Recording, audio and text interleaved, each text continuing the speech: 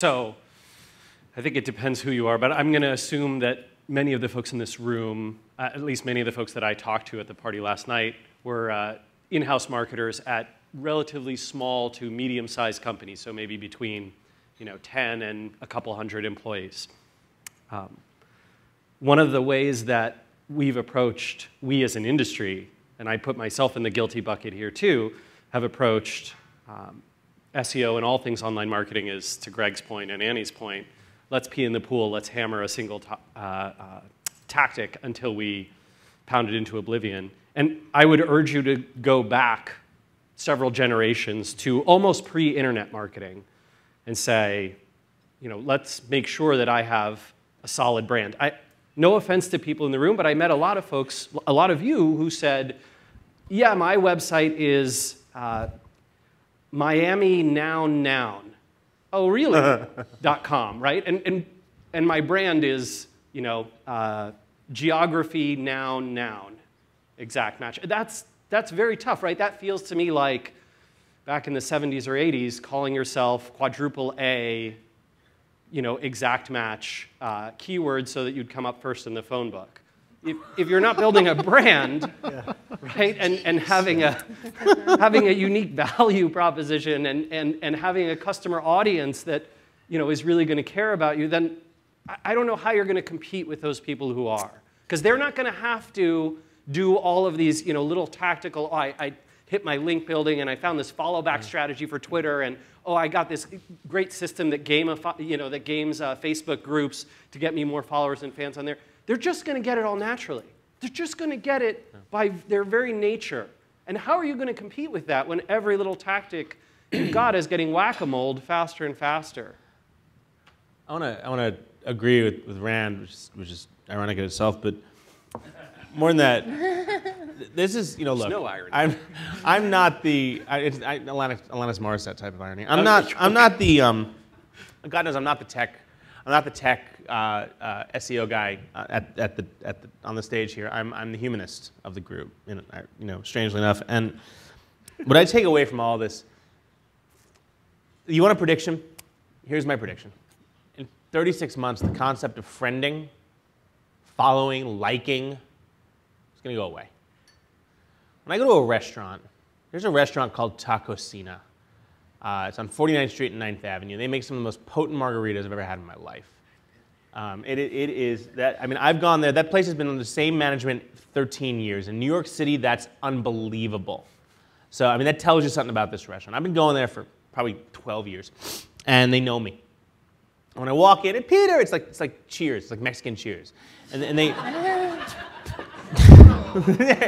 Pedro, and they know who I am. And before I sit down, they've poured me a Patron on the rocks, and I've spent hours there. I've held parties there. I've called them on a Thursday and say, hey, I have 30 people in town. Can we take over the back room on Saturday? And they go, sure. I love that place. And anyone who knows me personally, chances are if they visited me in the city, they've been to Tacosina with me and they've stumbled home afterwards. I don't need to go to a Tacosina Facebook page and like it, because I like the restaurant. Okay, I like the real version. And as we move towards a world where we're carrying devices, okay, how many of you have ever been in a relationship offline, like an actual physical relationship with a person? Wait, what? Oh. And then you become friends on Facebook, and then you break up. The most awkward thing in the real world, in the free world, the most awkward thing in the world is unfriending someone. I was dating a woman from like 07 to 2009. And we broke up in late 09, and we stayed friends on Facebook for 9 months. Never talked in person for 9 months, but we stayed friends on Facebook because neither of us wanted to be the rude person who unfriended, until I looked online one day and she'd unfriended me, bitch. But the bigger picture, this is where I'm going with this, and this is my prediction. The concept of friending, of following, is going away. When I show up at a restaurant, I walk in there and I sit down. And I meet Rand at this conference, and I say, hey, let's go get a beer. And we show up at the same place. I text him. I was like, hey, I'm at Tacosina. Come meet me. He's in New York. We both walk in together. The text back and forth on our Android phones is touch points 1 and 2. the sentiment of that text, want to meet for a beer? Sure, I'd love to, is positive. We get to the restaurant, we're automatically Facebook placed in. I'd say Foursquare, but let's face it, when the top 5 hotels in Vegas have more Facebook places check-in than Foursquare have users, it's really only a matter of time. So we're Facebook placed together in Tacosina. We have a couple of drinks, we have a nice time. We say, okay, you know what? Let's have lunch next week and see what we can't do for business together. And we meet again. And at that point, we're at touch points 5, 6, 7, 8. At touch point 8, Facebook says, screw it, they're friends. We don't have to friend each other. And whatever information I want to share with him and he wants to share with me, we've already pre-populated. So when we become friends with someone, I know exactly what I'm sharing, and they know exactly what I'm sharing, and our friends know. Eventually, for some reason, we fight, we're no longer friends. I usually use as an example as I'm dating someone, I say, for some reason I do something stupid, and you break up with me.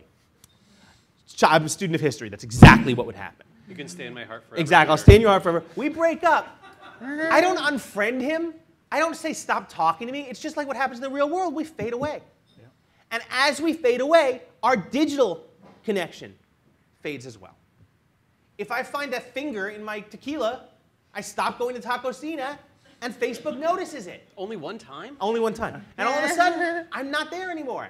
And the ability for Tacosina to market to me becomes less. I don't unlike them on Facebook when I simply stop going and the real world says, you know what, he's no longer there. The digital world stops having that communication. We're overthinking a lot of this shit, guys. Yeah. We're overthinking a lot of this. In 24 to 36 months, that's where we're going. Imagine social media, this is crazy, but imagine social media as a lava lamp. Imagine social media and the concept of connections. All of us as a lava lamp. Oil, water, and a heat source. The heat heats the oil flows up through the water. It looks really good when you're high, so I've been told. It does. I can vouch for that. Imagine everyone you meet in 36 months is in your network. Everyone you meet, from the guy who you're sitting next to on the plane, to the guy you meet next to you at the conference, to your friend at the bar, to the person, to the hotel you go to the restaurant you go to. Everyone and everything you do business with, everything you're involved with in your life enters your network. There's no more liking or fanning or following. They're just in your network. How you interact with them on a regular basis determines where their rank is. So that heat source, that's not heat, that's relevance. Everybody you meet, everyone in your network, every business, every person, every connection, that's the drop of oil. Water is your network. How they interact with you and how you choose to interact with them determines their relevance in your network. When I wake up and sign on, the first thing I'll see is my wife's latest update or my best friend's latest update. Or if I fly to LA, when I land in LA and turn on my phone and it says, hey, you're in LA, I'll start seeing my friends in LA's update. They don't have to become relevant. They are relevant to me because I care about them. If someone does something stupid, I'm no longer friends with them, my wife leaves me, whatever it is, they drop in relevance. I agree with Rand. Stop focusing. I mean, it's great to have these ways to do these things and to game the system and everything, but stop worrying about gaming the system. Create good shit.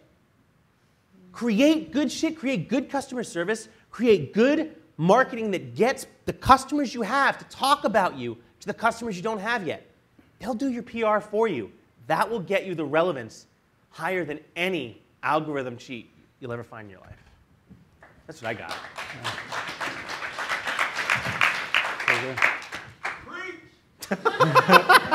I did. I'm done.